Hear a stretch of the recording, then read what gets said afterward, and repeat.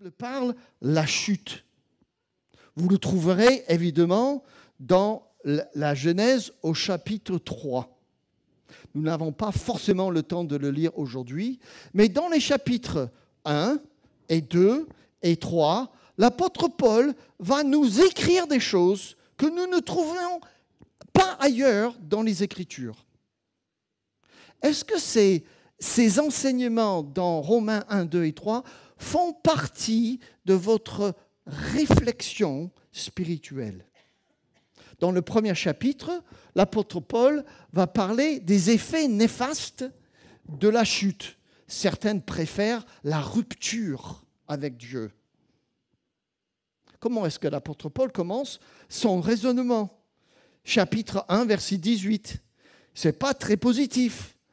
Paul dit ceci: du haut du ciel, Dieu manifeste sa colère contre les hommes qui ne l'honorent pas et ne respectent pas sa volonté. Ils étouffent ainsi malhonnêtement la vérité. Ça, c'est sa première proposition. Il continue à expliquer un petit peu comment, à cause de la rupture initiale, l'humanité s'est éloignée, j'ai envie de dire, s'est défoncée dans la boue. Romains 1, versets 21 et 24, à 24, ils se sont égarés dans des raisonnements absurdes et leur pensée dépourvue d'intelligence s'est trouvée obscurcie. Ils se prétendent sages, mais ils sont devenus fous. Ainsi, au lieu d'adorer le Dieu immortel et glorieux, ils adorent des idoles, des images d'hommes mortels, d'oiseaux, quadrupèdes ou de reptiles. C'est pourquoi Dieu les a abandonnés aux passions de leur cœur et qui portent à des pratiques dégradantes, de sorte qu'ils ont avali leur propre corps. J'aime beaucoup Tim Keller, beaucoup le connaissent.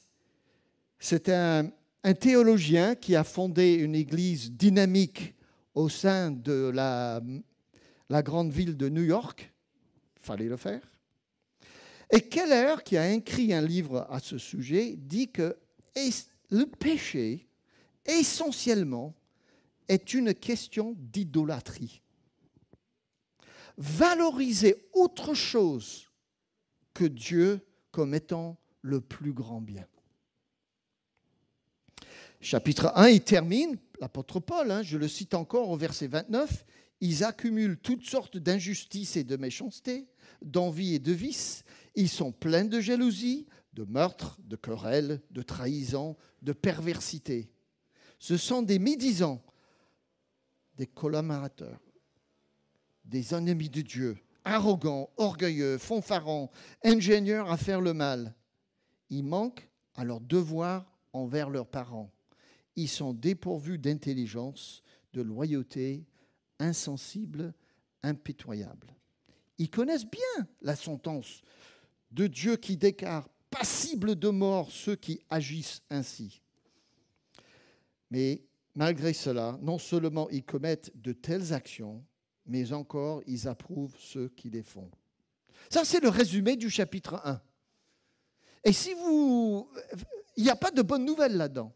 Pourquoi? C'est parce que Paul est un réaliste quant à la situation de l'être humain devant Dieu. Chapitre 2, il traite la question, et ceux qui n'ont rien des Écritures, de la loi.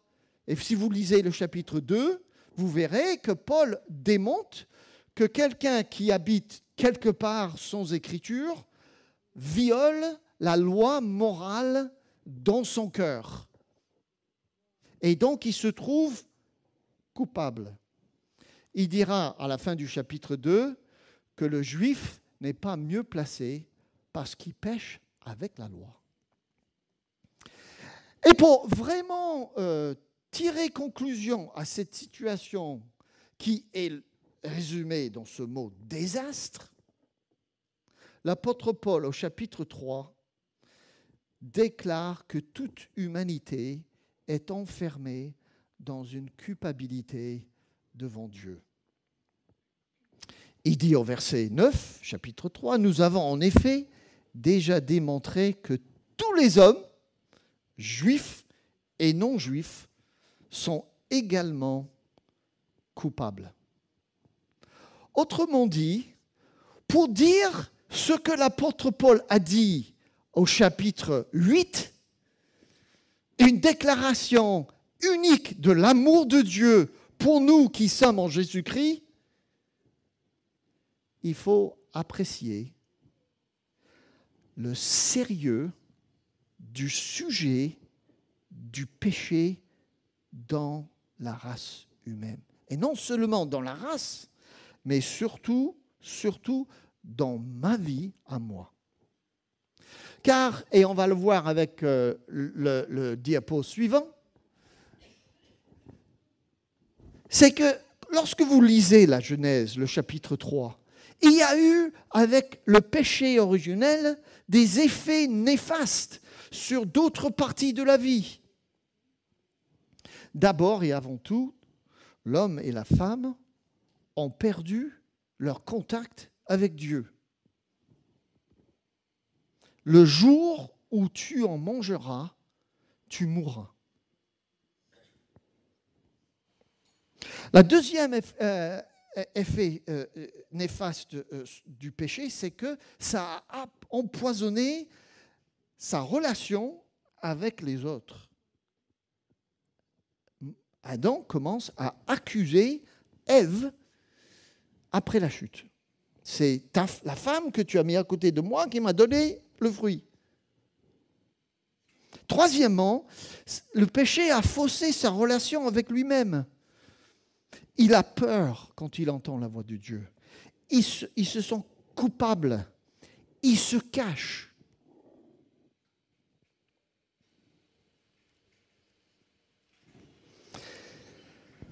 Et quatrièmement, et je pense qu'on l'oublie souvent, c'est que la rupture ou la chute d'origine a pollué sa relation avec la création que Dieu a aussi maudite. Maudit soit la terre, a dit Dieu. Alors, est-ce que, en tant que quelqu'un qui a les Écritures devant mes yeux, et le Saint-Esprit pour éclairer ma conscience, est-ce qu'on se rend bien compte que cette réalité doit nous influencer tout ce que je vois dans ma relation avec Dieu et tout ce qui est autour de moi? Je vous ai cité le Genèse, le jour où tu en mangeras, tu mourras. Ah bon? Eh oui. Car Adam et Ève existaient après la chute, mais ils ne vivaient pas une vie spirituelle comme Dieu voulait. L'image de Dieu qu'ils avaient d'une manière formidable en eux est restée. On peut discuter très longtemps du degré, de la manière que l'image de Dieu a été corrompue. Certains disent beaucoup, d'autres disent pas autant. Et après la chute, Adam et Ève pouvaient travailler. Il ne s'agit pas de question de ne pas travailler. Ils pouvaient rire, ils pouvaient élever leurs enfants, ils pouvaient s'aimer, ils pouvaient aller manger des frites s'ils voulaient. Ils pouvaient même inventer une voiture autonome qui fonctionne avec de l'intelligence artificielle. Et j'ai entendu à la radio il y a 2 jours que dans l'État d'Arizona, dans la ville de Phoenix, Google a mis en opération la possibilité que je peux commander ma voiture qui arrive devant ma maison. Je saute dedans, il n'y a pas de chauffeur et on y va. Mais l'homme est magnifique. Dieu lui a donné des capacités extraordinaires. Il est unique dans la création. Mais le chrétien, On est réaliste, les amis. On nous taxe d'être bisounours, de croire à quelque chose qui n'est pas très... Mais moi, quand je lis les 3 premiers chapitres de Romains, je vois du réalisme spirituel et sociologique devant mes yeux. Qu'est-ce qui peut être une image qui peut décrire l'homme dans son péché? Je pense que la prochaine vidéo va vous aider à voir. Je ne sais pas si vous connaissez le peintre anglais Francis Bacon, mais j'allais dire, j'aime tellement ce tableau parce que je pense que ça communique que l'homme, ça s'appelle man and beast. L'homme est bête, la bête. Tu vois, il ni ange ni démon, n'est-ce pas? Mais il n'est pas bien en lui-même. Il est déconnecté de la source. Et c'est grave.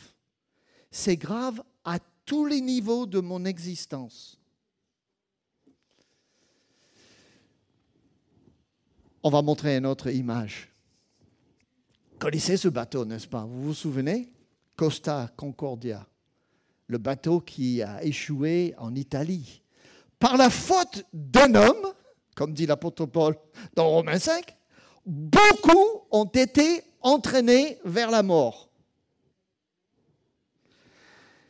Et donc, ça c'est avant. Et le diapo suivant, c'est après. Nous, les chrétiens, nous sommes réalistes. Nous savons qu'il y a quelque chose qui cloche au fond de l'être humain, au fond de mon cœur et de ton cœur. Ce qui m'énerve, c'est qu'aujourd'hui, on veut nous faire croire que la rouille, c'est normal. Vous voyez ce que je veux dire? C'est que la condition humaine aujourd'hui, non, il y a un moment donné, la Bible nous le dit, que l'homme était en contact avec Dieu et qu'il y a eu un énorme problème qui s'appelle le péché originel. Alors comment ça s'est transmis à toute l'humanité? Oula, on peut discuter longtemps.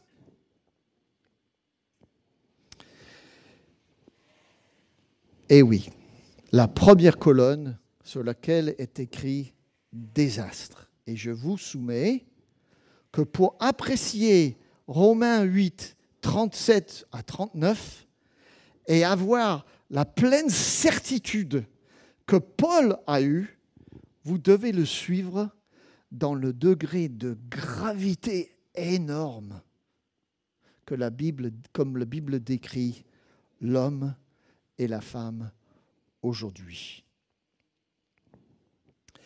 Je voudrais vous soumettre que nous ne devons jamais oublier qu'il n'y a aucune solution humaine à la situation de l'homme aujourd'hui. Je ne parle pas du côté recherche, amélioration de la vie. Je vous ai dit, c'est possible. Nous sommes dotés de l'image de Dieu qui nous reste. On fait des choses formidables aujourd'hui. Mais le problème, au fond, le chrétien comprend, lorsqu'il lit l'apôtre Paul, que le problème est plus que grave. Est-ce que ça aide dans votre réflexion et dans votre semaine de travail, de relations, de discussion avec la famille, avec les voisins? Oh, les voisins! Si seulement. Dans Matthieu 4 et 5, oui, on a une série d'agissements, d'actions de Jésus où cette idée est vraiment claire. D'abord, les disciples sont dans le bateau avec Jésus et ils croient qu'ils vont se noyer. Je veux vous rappeler que les disciples, certains, étaient des hommes de mer. Et Jésus ne l'était pas. Et donc, ces pêcheurs savaient que quand la bourrasque venait et que ça pouvait être la fin, il ne faut pas trop les critiquer en disant « Seigneur, sauve-nous !» Une intervention divine était la seule solution. Et puis il arrive de l'autre côté du lac et il rencontre un homme démonisé, et vraiment lourdement démonisé, au point où même des chaînes ne pouvaient pas le retenir. Et Jésus intervient pour le guérir et enlever les démons. Et puis ces chapitres 4 et 5 arrivent à un apogée de... Mais le texte est tellement formidable, il arrive dans un village et il y a une fille de 12 ans qui est morte, qui venait de mourir. Et on se moque de lui. Pourquoi? Parce qu'il dit, elle n'est pas morte, elle dort. Et dans cette situation, c'est le meilleur exemple, qu'il n'y a aucune solution humaine. Que Dieu. Que Dieu. Et c'est là où la deuxième colonne, qui est la bonne nouvelle de Jésus-Christ, entre en scène. Lorsque vous lisez la fin du chapitre 3 de l'apôtre Paul, il va introduire cette solution qui seule correspond à la situation de l'homme et de la femme coupables devant Dieu. Et je voudrais vous dire ce matin qu'aucune autre solution ne pourrait satisfaire votre cœur sauf Jésus-Christ. Écoutez ces versets qui sont un exemple en concentré de la manière que Dieu répond à notre situation désespérée. Chapitre 3, verset 21. Mais maintenant, après tout ce que je vous ai dit, mais maintenant, Dieu a manifesté, sans faire intervenir la loi, la justice qui nous accorde et à laquelle les livres de la loi et des prophètes rendent témoignage. Dieu déclare les hommes justes par leur foi en Jésus-Christ. Et cela, ça s'applique à tous ceux qui croient, car il n'y a pas de différence entre les hommes. Tous sont péchés, en effet, et sont privés de la gloire de Dieu. Et ils sont déclarés justes par sa grâce. C'est un don que Dieu leur fait par le moyen de la délivrance apportée par Jésus-Christ. C'est l'idée du rachat d'un esclave. Verset 25, c'est lui que Dieu a offert comme une victime destinée à expier les péchés pour ceux qui croient en son sacrifice. Dieu montre ainsi qu'il est juste parce qu'il avait laissé impunis les péchés commis autrefois au temps de sa patience. Il montre ainsi qu'il est juste dans le temps présent et il est juste tout en déclarant juste celui qui croit en Jésus. Très dense, ces quelques versets. Mais il y a une image, et on va la montrer sur le prochain vidéo. Il y a une image dans l'Ancien Testament, il y a un passage qui explique ce que l'apôtre Paul vient de nous donner en densité. Vous connaissez Exode 12.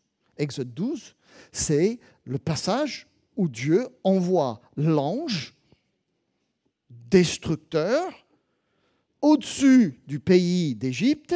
Et si vous lisez le texte, il faut noter que Dieu va prendre la vie, il va juger chaque premier-né. Et il précise bien du pharaon jusqu'aux prisonniers dans la prison. Et donc, cette idée parle de quoi? Du jugement total. Et donc, nous voyons que le message de l'Évangile parle aussi du péché, du jugement et de grâce. Mais dans le contexte biblique, la grâce est offerte dans un contexte de jugement total. Exode 12. Il devait offrir un agneau, mettre le sang dans une bassine, badigeonner la porte et rester toute la nuit dans la maison. Et l'ange passait par-dessus, Pashkal, passait par-dessus, a pris la vie en jugement absolu, parce que Dieu est juste, de chaque aîné chez les Égyptiens. J'ai une question à vous poser. Est-ce que c'est différent dans le Nouveau Testament? Eh bien, si vous le pensez, je vais devoir vous dire non. Car la manière que Dieu nous a sauvés en Jésus-Christ est exactement la même manière. Le jugement sur le sacrifice de Jésus était un jugement total. Et au milieu de ce jugement total, Dieu exerce sa grâce envers toi et envers moi. Quel évangile! Quel évangile! Et parce que le temps passe, je vais terminer tout simplement en redisant ce que l'apôtre Paul nous dit dans Romains 8, 37 à 39, seulement parce que il y a eu un désastre et la seule manière d'être délivré était une intervention divine en Jésus-Christ. Mais en tout cela, nous sommes plus que vainqueurs par celui qui nous a aimés. Oui, j'en ai l'assurance, ni mort, ni vie, ni ange, ni principauté, ni présent, ni avenir, ni puissance, ni hauteur, ni profondeur, ni aucune autre créature ne pourra nous séparer de l'amour de Dieu manifesté dans le Christ, dans le Christ Jésus, notre Seigneur. Paul peut affirmer cela dans le présent parce qu'il a montré 2 points, le plus essentiel. Et je voudrais vous inviter à un moment de réflexion silencieux, individuel, alors que l'équipe de louange va venir jouer, je pense, un cantique. Donc, prenons du temps, silence devant Dieu. Nous allons avoir le repas du Seigneur tout à l'heure. Je pense que ce dont nous avons parlé ce matin et ce cantique que nous allons chanter va très bien introduire. Venez donc, que Dieu vous bénisse.